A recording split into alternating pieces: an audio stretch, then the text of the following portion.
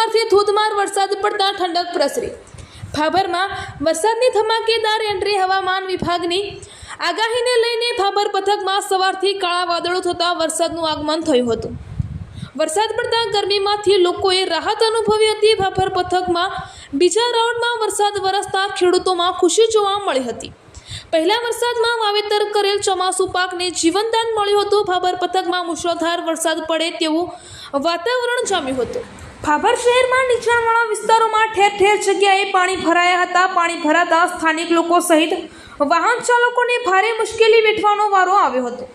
પાણી ભરાતા સ્થાનિક લોકો દ્વારા પાલિકા સહિત આરોગ્ય તંત્ર દ્વારા તાત્કાલિક દવાનો છંટકાવ કરવામાં આવે તેવી માંગ ઉઠવા પામી છે। અત્યારના સમયમાં ચાંદીપુરા વાયરસ દિન પ્રતિદિન વધી રહ્યો છે, તે માટે આરોગ્ય તંત્ર દ્વારા કામગીરી શરૂ કરવામાં આવે તેવી માંગ। અહેવાલ ગોપાલ કે પુજારા, ભાભર, બનાસકાંઠા।